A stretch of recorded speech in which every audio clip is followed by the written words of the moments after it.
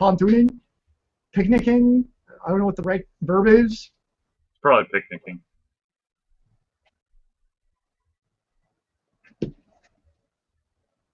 All right, you ready, you drunkard?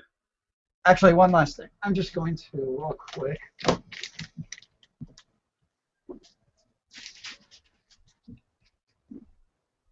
Rose, there you go.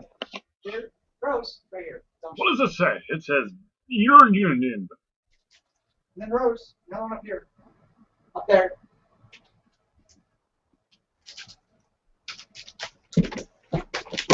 Sometimes I put like little pet treats on the tree. She'll stay there for a while, just kind of chilling. Go. All right, I'm ready to rock and roll. All right. I apologize for the hat. I would take off my hat, but my hair is pretty, well, fuck it. We'll have an interesting hair day. Your hair is better than the hat anyways. Hello, welcome to another edition of the Ultra Confusion Google Hangout. I am your host, Charlie, and I am joined once again by the prolific cover himself, Zealeus. Yeah. What's up, Mr. Hair? Let's see here. I have spent the majority of my week utilizing a wet vac to constantly remove condensation from my basement floor so it doesn't flood. That is not fun, yo. So it sounds like your AC unit is bad, right? So it turns out that my AC unit plus the furnace is 23 years old. Hmm. And usually I think the life expectancy is like 8 or 10 years. Oh, that's not good. Yeah, so real quick background. I know this doesn't have anything to do with games, but I'm going to tell you anyways. The government standard for a furnace is 80% efficiency. What that means is that 80% of the heat that the furnace produces stays in the house, 20% leaves. Makes sense. It's kind of like your power supplies have the 8% standard. Get a little bit of efficiency. So my furnace is a 60% efficiency. So Doggone new liberal standards. yes, I know. And then there's also something called a SEER rating, which I think is just like it's the combination of your AC unit and the fan in your furnace. Okay. And government standard is 13. Okay. Sure. I have an 8. So that's not good. No. Okay. So, but anyways, the moral of the story is the evaporation pan for the AC unit decided to rust out. And so every single time the AC unit turns on, it starts condensating. Instead of catching the water in the pan, it starts running down the entire unit and then flooding the floor. What about like a giant bucket? Unfortunately, I would have to put the entire unit inside the giant bucket. That's one hell of a bucket. Yeah.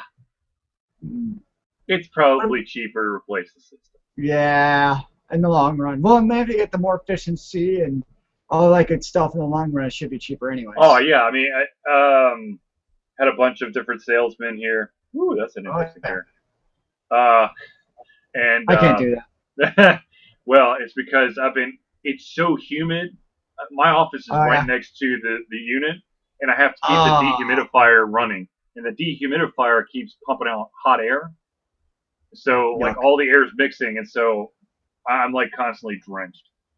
But anyways, we did some, like, calculations. I'm already going to save, like, basically 50% of my costs when I switch them out. Nice. Anyways, let's talk about video games, because that's what we're all here for. Whoa, video games! First of all, they corrupt the mind's youth. Why would I play video games? I want something good and wholesome, like selling you AC units, sir, from Nigeria. Only $1, as long as I get your social security number, credit card, and birth certificate. You no longer need my bank routing information? I already have that. Oh, okay. Well. See, I'm ahead of the game. Mm. We have a newer improved system of cataloging because we just take it all straight from the NSA website now. Oh, well, there you go. So all right, so forward thinking. Yes. Okay. Well, I apologize, Zealeus, but we are going to talk about video games. The devil's stuff. The Devil's Playground. There you go. Playground. Okay. So real quick, This week is San Diego Comic-Con. That, of course, is the biggest Comic-Con in the U.S.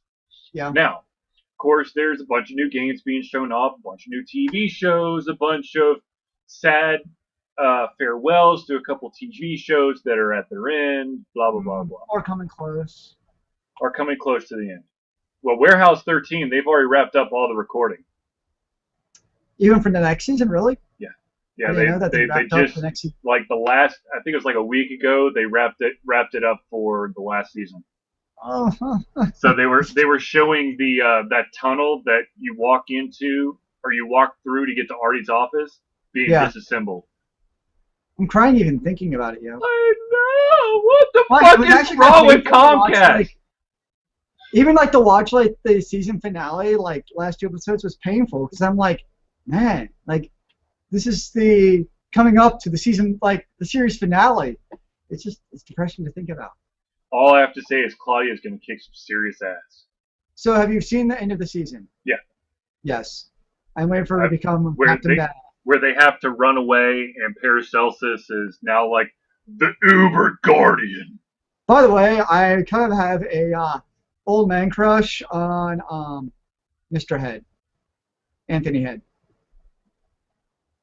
Well, because first he was in Buffy the Vampire Slayer. Yep. Which is kind of weird that now you have 2 Buffy the Vampire Slayer people in Warehouse 13 to basically wrap it up. Who's the other one? Dude, Stanton, the immortal dude. That's Spike. Oh, duh! Yes. How can I forget? He's like one of my favorite actors of all time, James Masters. Yeah. He's the man. Yeah, you're right. I didn't think of that. I never put that together until now. They both of them. And then we also had Anthony Head. Also, of course, was in Merlin. Yep. Which is also entering in. I think I actually just finished up the season, the actual series. I want to say this season. Yeah, I heard that one. I think it's actually the end of the series. Yeah, I've seen like the first 3 seasons. Mm-hmm. But it's a good show. But sometimes it gets a little bit repetitive with the goofiness. And the constant like the whole dragging, like, you know how sometimes like stories have like the plot line that just kind of drags on and on and on. Yep. Well, the big thing of Merlin is nobody can know that Merlin's a magician. And it just kind of gets old after a while. Like the little games of how is he going to do it. It's just kind of like one of those dragging on storylines. Right. I don't know. It's good. I mean, it's a good television series. Don't get me wrong, but sometimes it hates to be available. Like, okay. So, but yeah, no, Anthony, because he's just a great actor. Yeah. Okay, so this, of course, is the That's Comic-Con. Yeah. Well, Comic-Con's there, and you know what the ironic thing is? And this is actually really sad as well. There's an individual, I follow him on Twitter. His name is John Long. I actually play Words with Friends against him. He usually kicks my ass. But anyways, he's at Comic-Con, and he went to the least populated area of Comic-Con. Do you know what section of Comic-Con was the least populated? Video games. No. Video games is jam-packed. Cosplay. Nope. Comic books. Yes. The comic book section of a Comic-Con is the least populated area. That is sad. That's so sad. Now it kind of makes me wish I was at San Diego and I brought all my comics. I'd be like... I wouldn't call it a lost medium, but I think it's been kind of in the geekdom. It's kind of been surpassed by things like video games and anime. Well, I mean, technically, you've got... It's changed. Anime is manga. I mean, that's comics in some regard. True. It's just a change, medium in which people interact. Comics just aren't as prevalent as they were even in the 90s. That's just the reality. For better or for worse, that's just... Things have changed. Right. Which is ironic, of course, because you have the proliferation of the comic movie franchises like Batman and Spider-Man and X-Men, the Avengers, that whole series. It's kind of funny where like you've seen the decline of comics as like an actual experienced art medium that people actually use, but yet the movies are making the studios money hand over fist. As long as it's not like the Green Lantern. which is one of the worst movies I've ever seen. Oh my gosh. I'm trying to go Super Saiyan over here. You're doing a very good job. I'm just watching you do your hair as I ramble on. I'm like, okay, whatever. No. You're right. It is odd that. Well, the other thing is a lot of the lesser known, not mainstream comics are, making it big. You got Kick-Ass, you've got Red. There's a Frank Miller one. Sin City 2. And then apparently they're doing a second 300. I'm not exactly sure how that works out. He really doesn't die.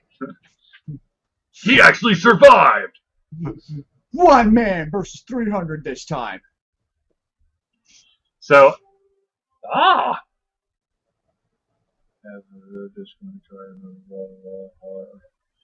guess they could do how like I guess that they could do how they actually defeated the persons once they actually got past the 300. I don't know. I can't remember. It's like, I think it's maybe like a son of one of the people who were there, maybe. I don't know. Who knows? Well, yeah, I mean, he did have the son. Right. So it could be like that part. And he takes over the world or something. Who knows? So, let's stop playing with my hair and let's talk about video games. Yes, video games. That thing we've been discussing. Yeah. No, get away from my wires. Okay, so sorry, I occasionally have to yell at my cat for trying to eat my wires. That's all right.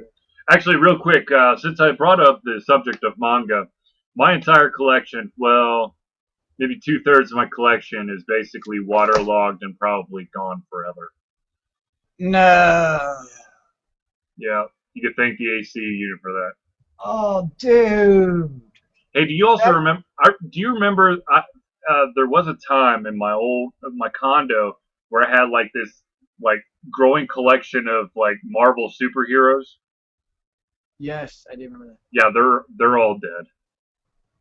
Dude, like I want to come over there and give you a giant man hug right now. I'm sorry, man. I don't know what the fucking thing just claimed it all, man.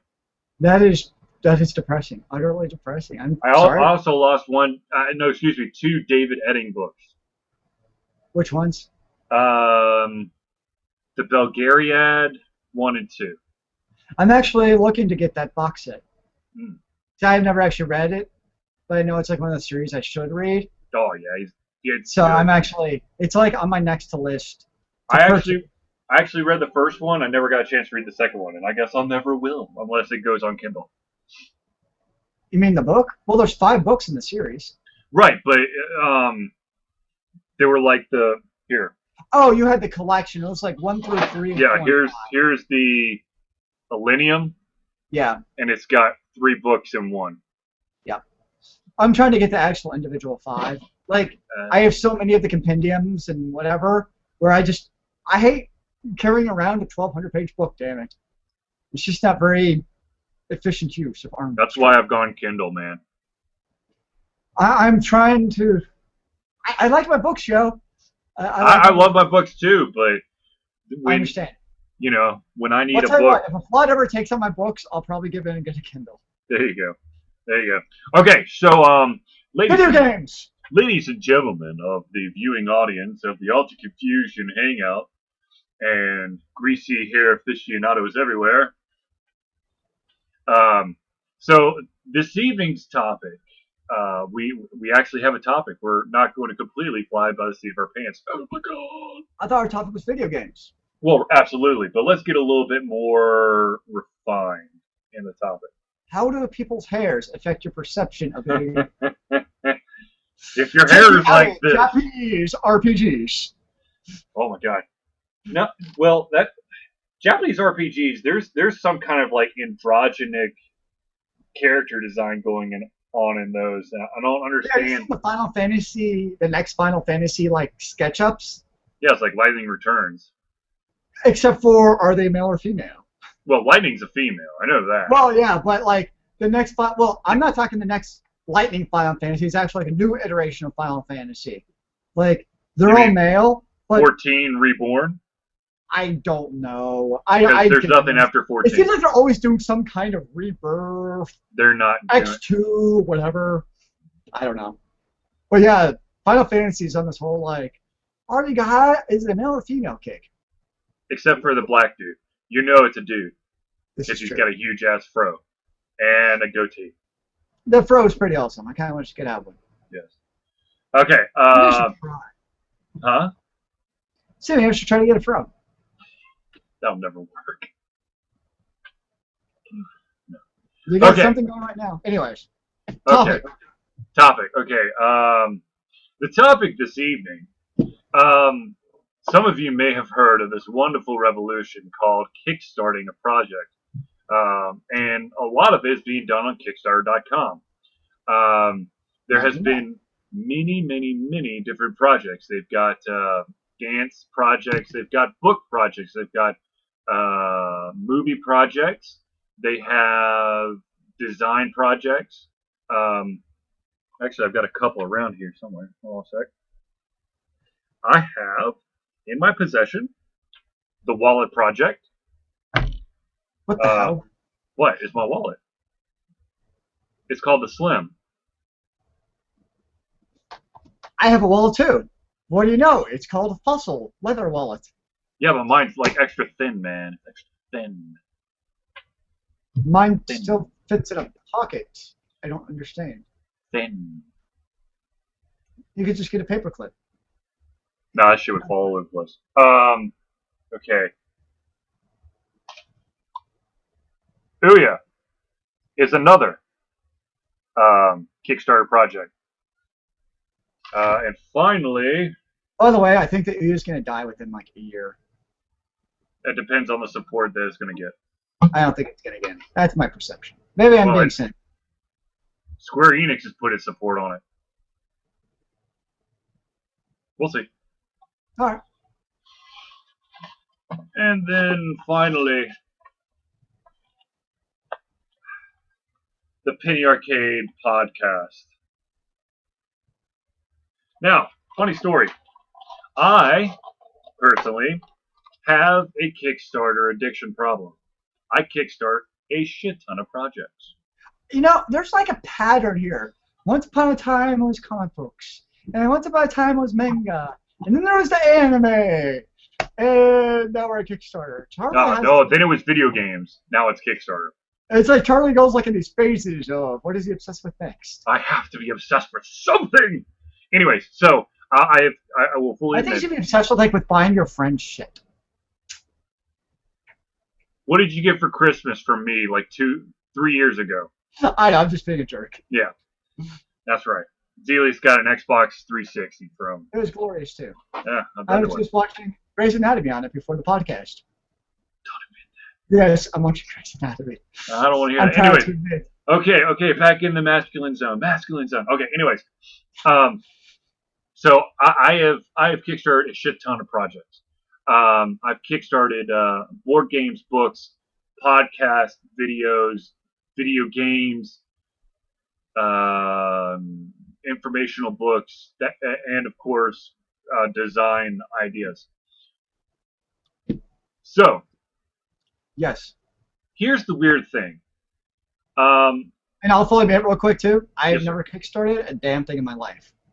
It's not something that's like even on my radar. So just that we're coming from two totally different perspectives here about Kickstarter. Right. Okay. Anyways, so so I know a thing or two about the anticipation of trying to score, trying to get a return on one of your Kickstarter projects. Now, with the wallet, there was like a couple of months. It was like a couple of months delay. The podcast, which is actually on this really cool little USB drive. That would so not fit into a MacBook. Yeah, you could fit the USB in, nothing else. Anyways. Well, then your MacBook's not cool enough, man. It's not cool enough. Anyway, it is kind of awesome. I didn't even know that shit was gonna be here. But here's the thing. The Ouya, I think, missed just barely. But the majority of the projects are usually right on, with one exception, and that is the video games, the digital games that are being kickstarted through this system. Um, some of you may have heard of the record-breaking Double Fine Adventures, which is now called Broken Age. They asked for $400,000 to create the game that they were trying to kickstart. Mm-hmm. Not only did they get $400,000, they actually got $3.3 million. So what they decided is that the more money they gained, they started throwing what's called stretch goals on there. Once you hit, okay, so like let's say they put the original 400,000 out there, and then they end up with, and then like they get close to 400,000, they still got to shit a ton of time. Like, well, let's shoot for 650,000. If we hit there, we'll introduce a new area to the game. Well, they kept doing this, and people kept throwing money into it.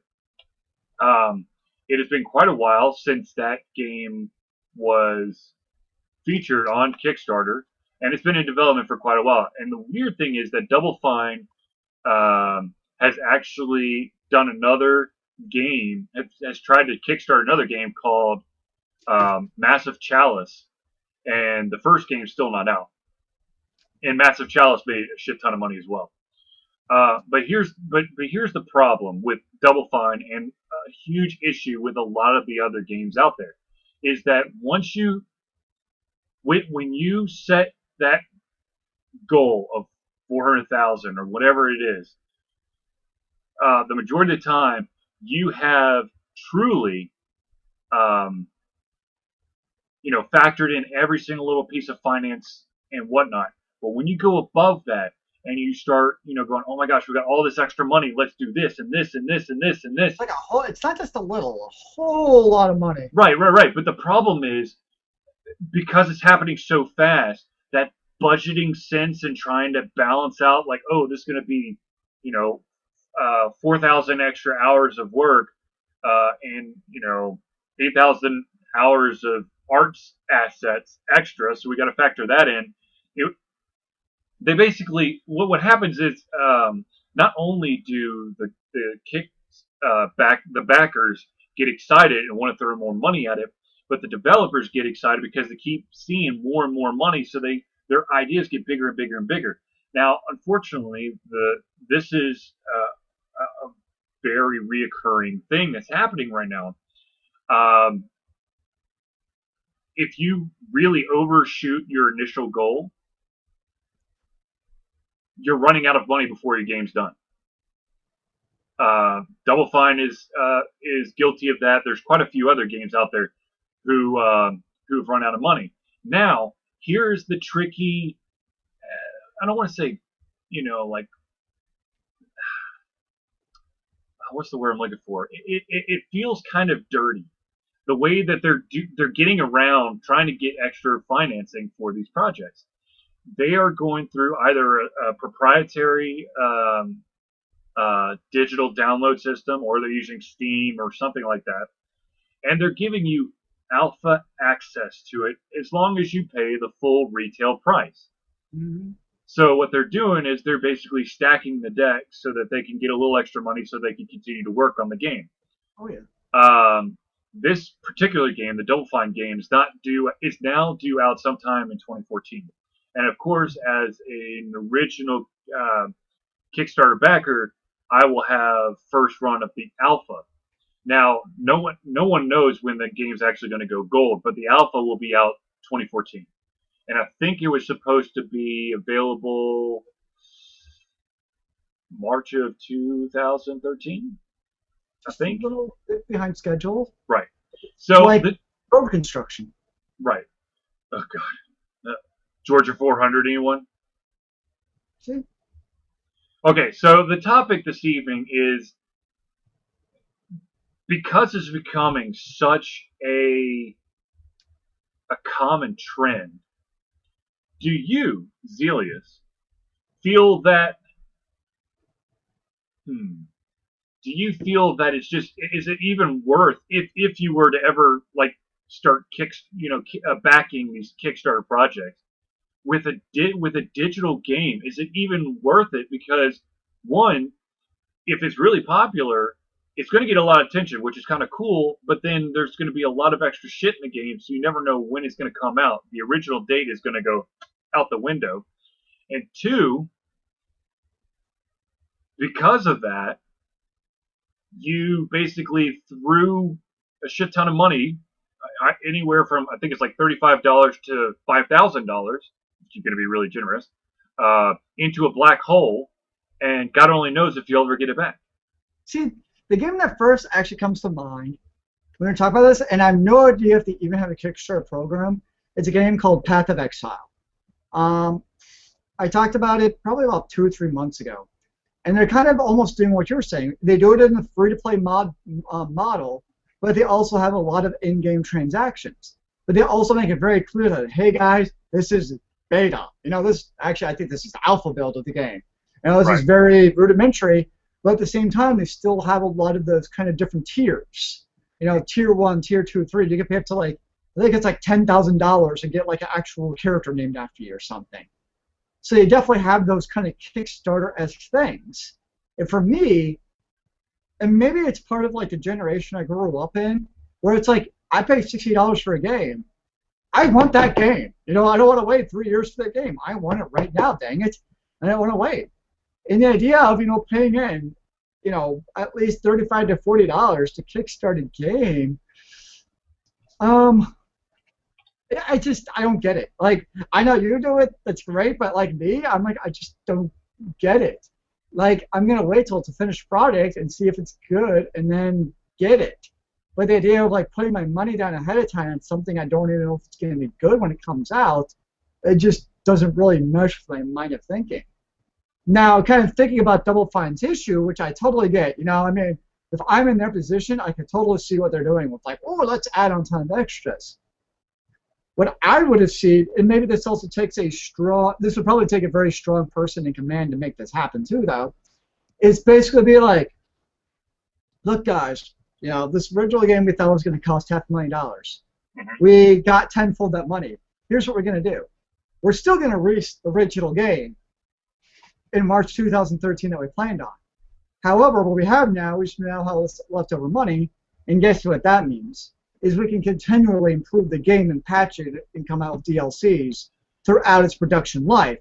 So in that kind of case, if they did that and they came out with the initial one, even like a Path of Exile, when you play it initially, it obviously doesn't have all the finishings, but it's at least playable enough to see we're like, okay, they have a real system in place. This game is really going places, and if they actually have something there for me to play, I'm more apt to give that company money versus a game like Double Fine, where who knows if I'm still going to be alive when it comes out. Right. And so that's kind of where I would see. But again, and I think you may mention this when you were mentioning to me online, is that's maybe also, I know we've kind of gone back and forth about the whole publisher issue, is maybe that's one of the possible, I don't know if advantage is the right word, but having a publisher, it does force kind of that, the developer to actually meet those deadlines, and to actually have somewhat of a finished project when they're supposed to. Right. Well, the other benefit of having a publisher is if you accidentally overshoot, you don't have a bunch of pissed off fans at you. You have to work out a deal with your publisher, write a new contract or do something like that, and they'll probably meet you halfway. So you'll actually be able to gain extra amount of money because of the publisher.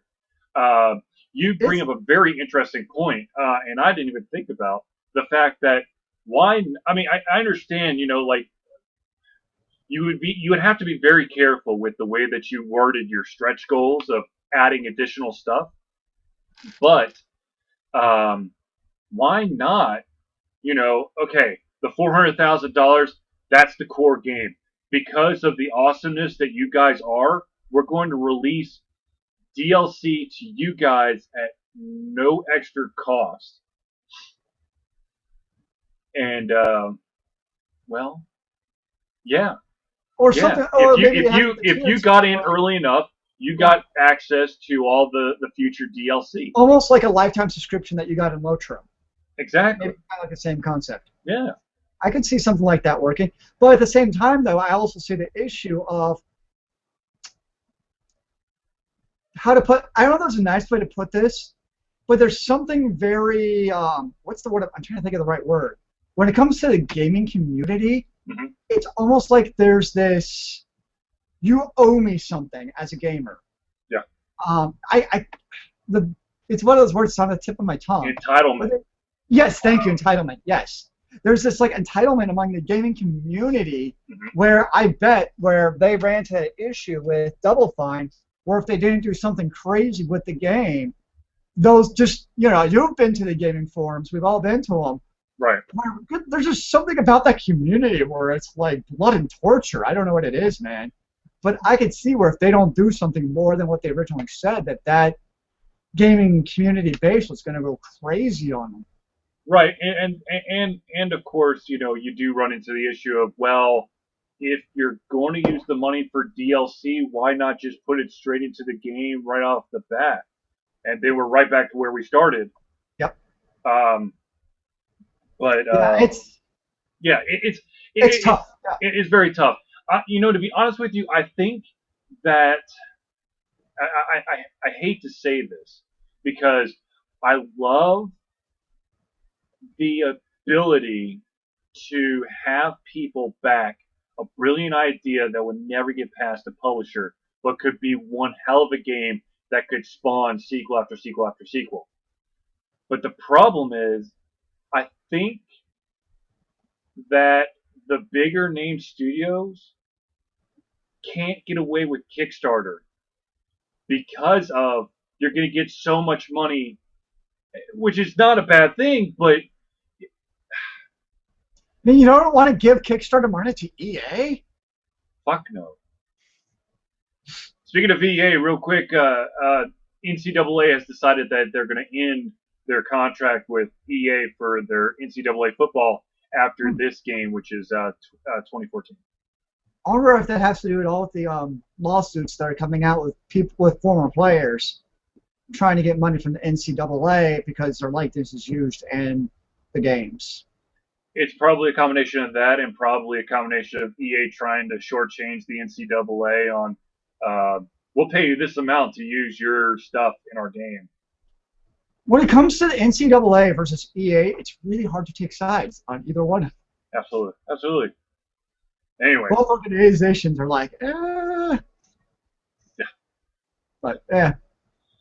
So to be honest with you, Kickstarter, if you are an independent developer and you've got a team and you've got a dream and you know your shit, which unfortunately is really hard to tell if you know your shit or not from like the 8-minute video you get on Kickstarter. Yeah. But there is the potential of phenomenal awesomeness occurring thanks to Kickstarter. But the problem is, and it's across the board in every single one of the projects that I've backed, I've thrown money down a black hole. I mean, even like it'd be the coolest idea in the world. I still haven't seen this shit. Let me tell you real quick some of the games that I've backed. Excuse me, 1 second here. All right, this is gonna make me look really bad, but I'm gonna do it anyways. Very well, sir. All right, let's see here. Double Fine's Massive Chalice, because I'm an idiot and I backed another Double Fine project. So I've got Double Fine Adventures and Massive Chalice. I have Delver's Drop, which is I'll just read the names and I'll go back later. That's a card game. That's a book. That's a book. That is a board game. That's got canceled. Board game. Board game. Shadowgate. That's another PC game. Nope, that's a card game. Project Eternity is another PC game. Nope, that's a pencil and paper. That's a book. That's my wallet. That's Planetary Annihilation.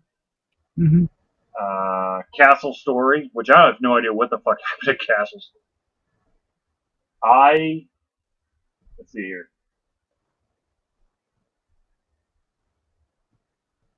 Uh,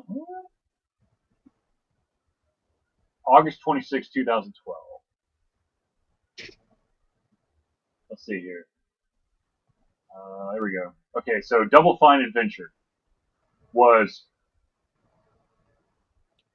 really March 13th, 2012 was the end of its funding period for the Double Fine Adventure. But anyways, so I've got a shit ton of games that I've backed, and of course I don't skimp on my backing. If you're gonna back, you're gonna make it like for real. Yeah. So hold on a second. Let's see if I can't find. Oh man, I didn't. Okay.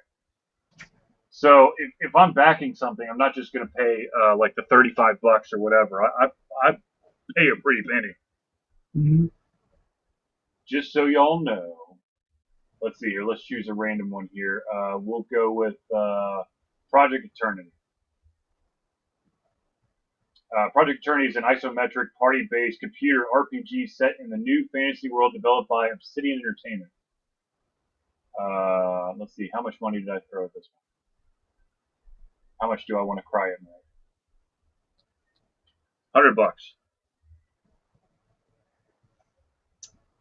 Yeah, no.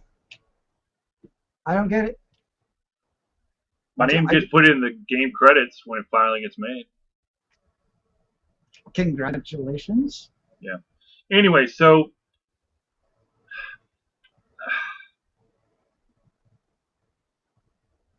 I love. If you have a Kickstarter project, talk to Charlie, not me. Well, to be honest with you, I'm not doing any more PC digital game projects. I just like for me, if I were to start looking at Kickstarter, mm-hmm. me personally, like tangible actual objects, like say the wallet, or like different, like I know they've done like bags and different clothes that's really popular, like stuff like that. They've done the e-paper watch that hooks up with your iPhone. Yeah, like stuff like that. I totally get that type of stuff. Like that, I'm like, okay, I could actually, if I'm interested in Kickstarter, I actually went to the website. I'm like, that stuff like that, I might actually be like, all right, this I could get behind. Right. But there's just something about, and maybe it's the history also, some of the vaporware games that we've seen even from major publishers over the years, and just seeing the abysmal release, and maybe also being snake bitten by a few big-time game releases that were supposed to be epic and beyond all reasoning and just end up sucking. It's just kind of a combination of those. Yes, sir. Hold on 1 sec, sorry. Hello, it's Charlie. Good. You there? Yeah, I'm here.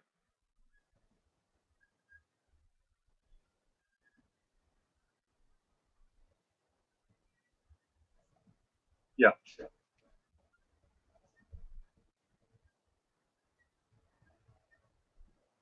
Unfortunately, right now, I love to grab my cat and just like show her to the world, which is actually sleeping peacefully on a pillar. And I don't like to tip my cat and disturb her when she's sleeping because that does not happen very often.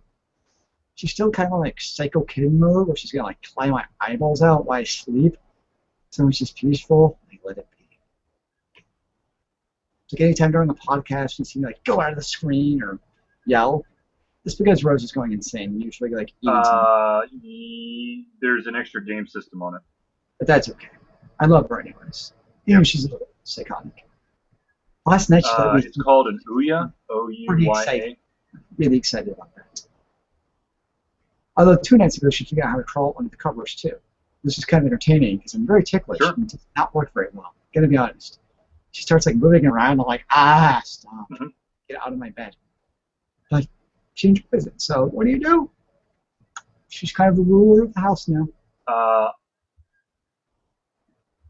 I would have to check with my wife. I'm at a convention all weekend.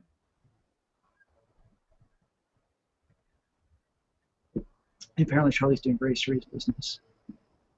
That sign behind his ear, that means he's giving me $100 after the podcast. It's pretty awesome. HDMI, the third HDMI output. Right now, I'm drinking cranberry and vodka juice. It's very good stuff. A little Stalinkia vodka and some cranberry juice. It makes me happy drinker. No, it's just HDMI and optic if you want the sound that way. I'm excited because tomorrow in Mankato, it's supposed to get down to like 70 degrees. Okay. It's a heat wave that's been like hotter than Atlanta. It's supposed to happen. But it's supposed to cool down, and I'm tired of having my stupid AC unit on 24/7 because it's one of those like stupid little wall units, and you can't really watch TV because it's so loud in the living room. And I'm just trying to play nothing to do with video games, but that's okay because I'm just not as good a Rambler Charlie, unfortunately. You know, Charlie, he can like Kickstarter, get on the subject, wham, it goes off me. I'm like, whatever. What the hell are you talking about?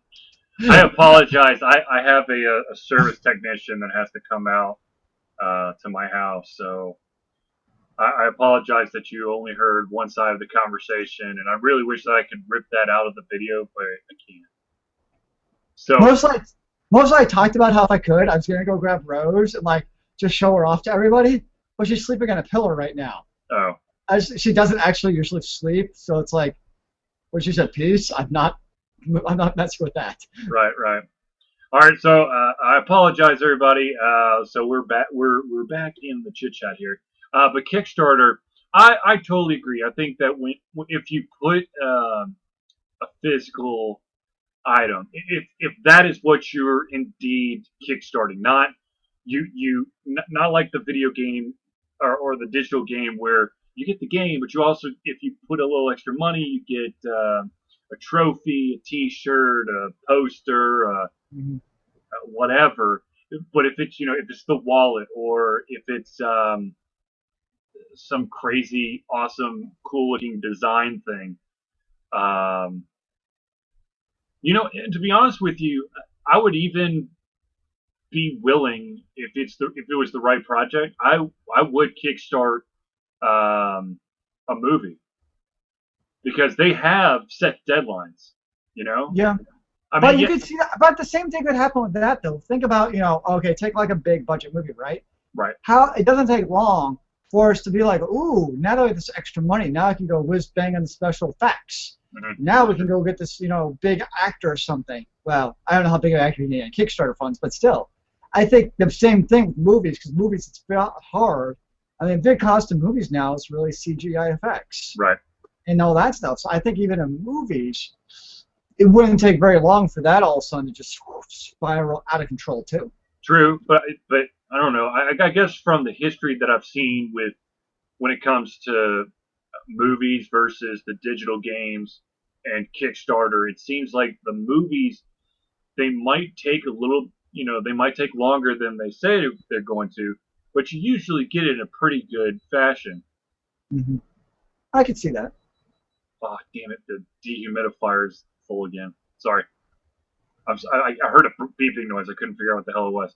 But I think that if I were to ever do a Kickstarter project, I would kickstart a book. Publishing.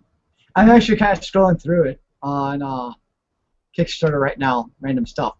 The other thing I'd probably do too, if I were to do Kickstarter, I'd probably be more apt to give to a project that's already met its goal. Because it's kind of the idea of like, I'm going to give to a project, I want to give to something that has the funds to do it. Versus give money to something that only has 10%, it might not make it there. And it's kind of like, Well, you get refunded the entire amount of your money that you pledged if it doesn't make the goal. But if you're really passionate about, trying to help out, it's a lot easier to give a little bit of money towards a project that's like 85% of the way there versus one that's 5% of the way there. Yeah, I can see that. So, well, I may have to start wasting my money. I'll start sending you the bill for it too. No, you're not, dude. I have got to replace the entire AC and furnace. I don't need any extra bill. Exactly. My theory is with that expansion, you're not going to even notice the extra little added cost. It'll just be like, oh, whatever. That's just a little extra. That's fine. No. I just find out who like your repair company is, and I'll send like a bill like from their letterhead via the internet. It'll be beautiful. It'll be like forging report cards. Oh. No one would ever forge Not report that. cards. No, no, bad. I work at a school. Forging report cards, bad. Yeah, I don't know what you're talking about. I would never forge anything. Although it's a little bit harder now because a parent can just go online and see what the grades are. It's a little bit harder to doctor. Online grade system. Well, if you have like a username and password, yeah. No. All you gotta do is do a dummy site that does a redirect off of one small character that the parents aren't aware of. Not that I would ever do that or condone anybody doing that. I'm just saying that you could do it. This kind of the idea because we kind of joke around about it. Like, man, you can't actually spend that much time on his damn homework. Think of how well you did. I know. Thinking ways around doing your homework. Yes, I know. It is truly That's sad. okay. Hey, to each their own. Everybody has their own different way of learning. Right. So I want to talk, since we got a little bit of extra time, I want to talk real quick about one of the Kickstarter projects that did work out. That, of course, is the Ouya. I've been playing a lot of Ouya. I need to write a bunch of reviews. I just have had no time to actually sit down in front of a computer and write something that's not work. Not all do fusion work, but my day job work. But there's a ton of games on there. Now that we've kind of, I guess, hit our stride, it'll be very interesting to see what games are released, when games are released. What's the is there a set day that these games are being released? Like I think for XBLA it's every Wednesday. For major hard copies of games, it's Tuesdays, unless you're Nintendo and you decide to release all your shit on Sundays. But I'll be very interested to see that because there's a lot of games. First of all, when the Ouya first came out, what the hell was that? Did you just send me something? Kinda. Oh, never mind. Okay, I see it. The Tay, Charlie, and John talk. Anyways, I'll admit there were quite a few games right off the bat that sucked balls, and I can't believe, that they were on there. But I have to say that the quality has gone up as time has gone on. Yeah, sure, they're not all mind blowing graphics, but the mechanics are pretty solid. There's a game called Nimble Quest. It's basically a mashup of the game Snake. Yep. And kind of like an RPG party game where basically, so you choose your first character, which is the head of the snake. For me, I always choose the knight because he can take damage. And basically, the knight's going to constantly walk around and try to, when he gets close enough to an enemy if you were to do it in a grid, it's basically, I think it's like one square here and then the adjacent ones on the sides. When you get close enough, he'll swipe his sword and try to attack the enemy, and you do that enough, you kill the enemy. Sometimes the enemies will reveal jewels that you collect and you can upgrade things in the game. Sometimes they're power-ups, and other times they're other heroes. And when you gain another hero, that extra hero goes behind the head of the snake, and then it grows. And for me, I don't know if the max is 7, but for me, the max is 7. And so you have 7 heroes behind, and you're trying to snake around. But the thing is, the enemies can also attack you and kill off different parts. Now, if your main character ever runs into a wall or runs into an enemy and the enemy does not die, the game's over. Doesn't matter how many other heroes you have in your party. But another little twist is if you, the main hero, accidentally hit one of your own heroes, that hero automatically dies. Or if an enemy walks into one of your heroes without it dying first, your hero will die. And it's a very interesting game, and I keep going back to it because it's not bad.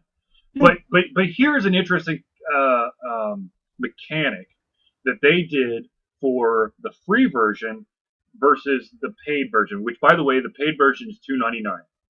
Just gonna say that, okay? It's $3. It's either $3 or $4. It's either $2.99 or $3.99. I've seen so many .99s. Size of the cost of a coffee. Yeah, basically. So if you play the free version, from as far as I've been able to get through the game, it looks like it plays normally. You can keep going through all the levels. You unlock the characters. You can upgrade the characters. You can upgrade the power-ups that you get to last longer or be more powerful. But if you die too many times in one day, it goes up. You've run out of continues for this day. You can either wait till tomorrow or you can buy the full version now. That's a very interesting concept. I like it. I do like it. Well, one of the games that I was addicted to for a while on the Nexus was called New Star Soccer. Mm-hmm. And basically, it's a game where it's like a flick of the finger type of game where like you control where the ball goes. Yep. To basically score an opponent's goal. And in that game, it's like the first 10 matches are free, but that's it. You have 10 matches, that's all. So it's kind of like almost like a demo. Mm-hmm. And then it was like $1.99 or $2.99 for like the full version. Mm-hmm. And like for me, that was worth it because it's like it wasn't like a GIMP version of the game. It's like I got the full access during those 10 matches to see like, okay, is this something I would actually find interesting? Right. And those 10 matches were very sufficient, introduction to the game. Be like, okay, yes, this is a game I'll play. And, very well spent up to maybe $3. I spent a lot of hours in that game. Mm-hmm. So for me, those kind of games like that, where it's like, especially if it's a shorter type of game, like, like New Star Soccer was like 5 minutes a match. So games like that, where it's like just short little boom nuggets, mm-hmm. It works really well for, that type of pay model. Yeah. Another game that both Zealeus and I played called Radiant on the Ouya. Yeah. They have 3 basic story blocks with a bunch of levels in each one. The free version had the entire first story block. You could do whatever you wanted to do in the first story block. If you wanted to play the other 2, you had to buy the game, and it was like $3.99 or something. Have you beat the other 2 stories? I finally beat the last story. Nice. Did you get like insane difficult? Fuck, dude. That dude did not want to go down. And his freaking fire mechanism was just balls ass crazy. It was not the most difficult boss fight I had. Yeah. But I had to stay attentive as hell because he would do like these like spread shots that would just basically just radiate down in a certain line. But then there would be times when he's walking across the screen where it's just like, so you had to just, you had to basically dodge to stay between it. Otherwise, you're dead. So that was a good game. Yeah, it was a very good game. I found another game that's like, oh my gosh. So it's another space shooter game where you're a pilot of a ship. You actually get to choose between, it's like 3 or 4 ships, and you get thrown in a sector. And I swear to God, I've played this arcade game before, but it's like old school arcade, like 8-bit arcade. But this one looks really nice. So you fly your ship, and you basically, how the hell am I gonna? Okay, just gonna do it this way. Visual aids. Yeah. Okay. Say that this is the entire level. Okay. Yeah. You'll start off smack dab in the middle, and you'll be pointed in this direction, and you'll see up in one of the corners there's a map that shows you where the enemies are, and so you can fly up and down, you can move left, right, all that stuff, but you're pointing in this direction. You can hit a button and you flip, so now you're pointing in this direction. So during parts of the game, you'll have enemies coming from both sides. So you'll basically have to dodge bullets coming from both sides and try to take out these guys, and then flip over when you can to take out these guys. It sounds like Asteroids. No. Asteroids was the game in the arcade where, like, it was asteroids coming at you, but same thing. You're just trying in the middle. You had to blow them up before they hit you. Well, no. The asteroid, you can do a 360-degree turn. Can you not do that in this game? No. It's simple. You're going left or you're going right. Oh, interesting. Yeah. Hmm. So, yeah. Very But nice. anyways, I think it's called like Hyper Arcade or something like that. Pretty fun game. I beat the first level. Yes, I beat the first level. Have not been able to beat the second one. So I will be attempting to play that some more later. And then finally, there's a game called Gianna Sisters. Apparently, it's a really old game that's been remade.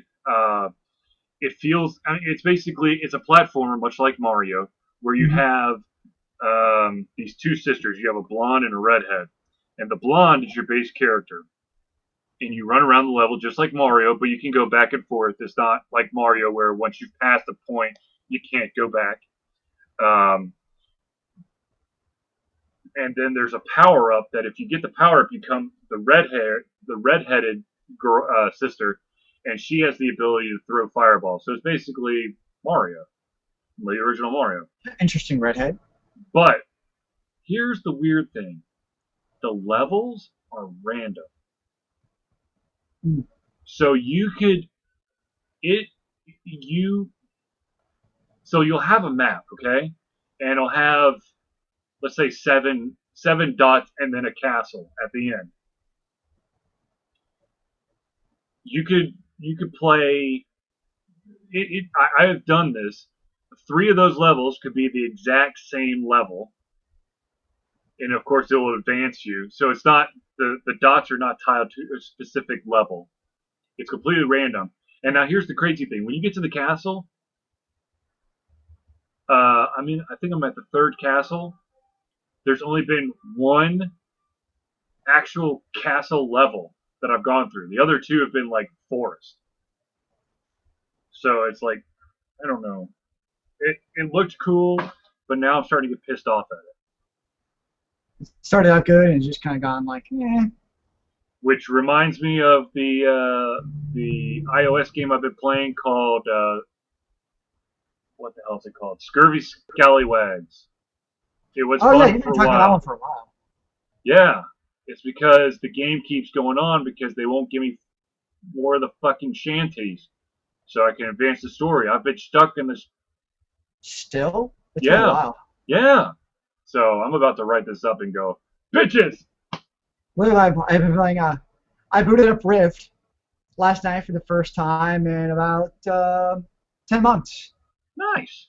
Logged on a little, did a little bit of instant adventures. Hmm. Basically, they implemented that a couple months before Storm Legion came out, where basically it's the idea where instead of basically questing to level up, you basically press instant adventure, and you're a group of anywhere between like 3 and 15 people just go around the countryside killing stuff. Nice. So it's kind of a quick, easy, painless way to level up. But as most people know now, it's gone free to play. I was happy to see that when I logged in, like all my characters, my bags, my bank slots, all that stuff was still there. Hmm. It's like all that stuff which I'm sure you probably have to buy if like you're starting from scratch. Hmm. Like, because I've been playing the game for years, like all my stuff was still there. So I was like, okay, that's nice at least. Yeah. Basically, they have two different things. They have the normal credits, which is pretty standard in free-to-play MMOs, where it's like, you can buy credits. They basically look like little green gems, where you can buy power-ups and mounts and your standard fare stuff. But the other thing that's pretty unique from what I saw is they also have loyalty tiers. Where basically by purchasing either credits or having a subscription to the game, because I've actually had a year-long subscription this whole time because I bought one right before it went free to play, Hmm. before I knew that was happening, is you also then get loyalty points each month, and credits, I should say, too, for having that subscription. And basically, as you build loyalty, you get more and more like better bonuses each tier you unlock. Hmm. So it's kind of like it's a more of an incentive to do stuff because you get like this extra bonus stuff from getting stuff in game. So that's pretty cool, like little incentives in the game. And most people I know who played the game, even the hardcore ones from what I've read, the free-to-play model hasn't really affected them. And my guess is because most of them have been kind of grandfathered in with the extra bank space and a lot of those stuff that new players have to buy, Right. or it makes it easier to buy. Hmm. A lot of players who've been around for as long as I have, a lot of that stuff is still they still had those upgrades already. Right. It's kind of what it looks like. But who knows? I haven't decided. I played for a couple hours yesterday, but I think I may have been rifted out from the last time I played it. Mm-hmm. So I don't think they're going that much. And I also kicked up. I started playing FireFall, the game that's been in beta for about 18 years now. Feels like it. I think I remember seeing it, at PAX 3 years ago? Was it only 3 years? I feel like it was longer. It was a while ago, 3, 4. Anyways, it's been No, it was probably 3. It was probably 2010. So I booted it up, and I don't know what to think of the game, to be honest. Like, I started out, I was like, okay, it's interesting. Basically, start out, you play, it's you have one map for PvE. I didn't touch PvP. For player versus environment, you have New Eden map. That's it. Basically, you kind of have 11 different, like, I don't know if they call them antennas or sectors, but basically there's different little areas you have to fly around to because everybody can fly or run, whatever. You have jetpacks. Those are Syn towers. Thank you, Syn towers, yeah. SYN, whatever. Or is it SIN? It's a cyan. Is it Syn? Okay. So you go there, and you basically get your Syn towers, and you unlock them. On the first day or two I played, it was incredibly bugged. And it's like you do your first quest, which was bugged, and then you get to the second quest, which was bugged again. And so no matter what you do, your little like NPC is like, oh, there's a Syn tower near you. Go unlock it. And if you're a new player to the game, it's confusing as hell. So I'm like, where's the Syn tower that I can't find? I don't understand. So like running around everywhere trying to find the stupid Syn tower that I had already got. But it's one of those things where, like, after I unlock everything and I do a couple of battles, it's like I'm bored of the game. Like, it seems like once you've done a little bit, I'm like, man, it doesn't seem like there's a whole lot else to do. Like, it just seems incredibly repetitive from the PvE standpoint. Yeah, I could see that. I mean, it's weird. Every single time that I've logged in, every single day, they've added random shit or changed something. So I'm always like, what the f did happen? Like they changed the where they're tracking the quests. I haven't seen a quest in the game. I don't know if I'm doing something wrong. I don't see any damn quest. No, I'll be like, oh my god, there's someone mining for ore nearby. Would you like to help? Yeah, I see that stuff. Like I see like they're mining for stuff, or like there's an Ares quest. Okay, this is my pet peeve. Okay, I have one major pet peeve that drives me nuts. Yeah. Okay. So like one nice thing that I do like that they do in the map, which Guild Wars 2 did, if you do throw up the map, they do show you everything that's happening in the continent, which is pretty cool. I like that. Yep. But the thing that drives me nuts is they have this little icon on the quest that tells you whether or not it's multiple players should be there. Right.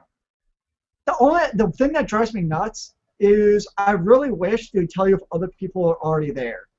And the reason is this. It can take you like a good 10 minutes to get to some parts in the game.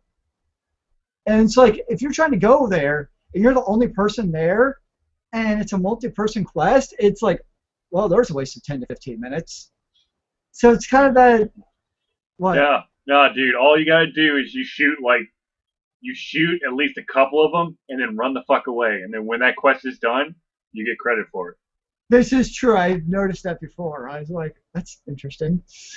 Like, I don't remember shooting stuff. It'll come with the screen. Congratulations, you got credit for this quest. I was like, okay. My favorite one is if you run by a thumper while it's drilling for minerals, and you shoot one monster and run off, you always get something.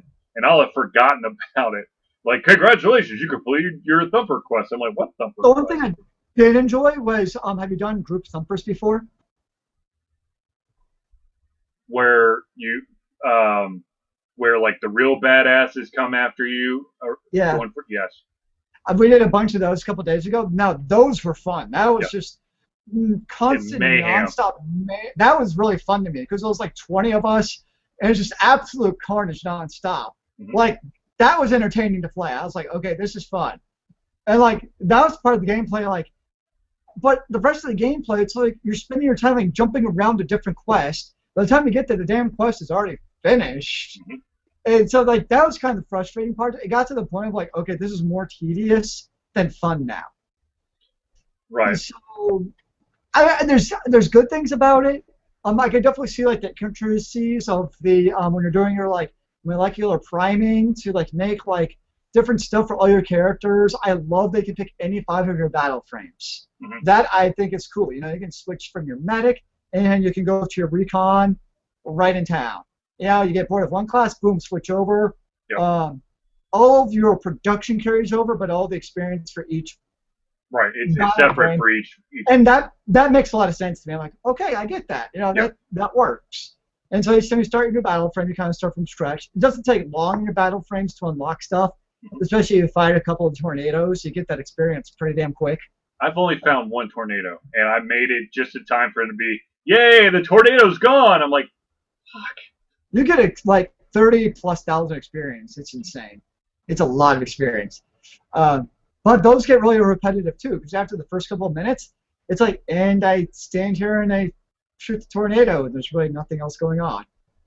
So the game has good things going for it. What I would like to see implemented, and I know they actually have one that I've never done. Remember when we were playing Global Agenda, and you have like I don't know what they're called anymore, but like basically the dungeons where you co-opt. Like that kind of like dungeon system, and the game that I was just talking about, FireFall. I think because I like the combat system in FireFall. I think that's a good combat system. I'm just not a fan of how you have to go find combat, I guess is the way of putting it. Right. Maybe that. So, like, when I played as like an assault, like, it was fun going around blasting people with my on-sight rifle. And, like, the recon, we had the little sniper rifles. Like, they were fun to play with when you had stuff to do. It was because sometimes a little interim got to be a little bit too much in the interim. Right.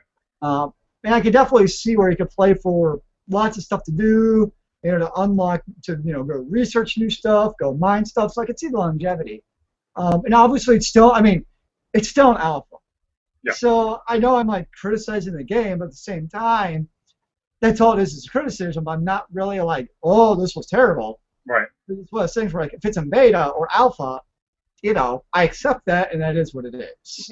You know, so, and from what I've read, you know, they've changed the game dramatically since the closed betas. Like, it's almost like a new game from people who played it originally. Well, they've been making tweaks every single day. There's some small little change that they've been making every single day.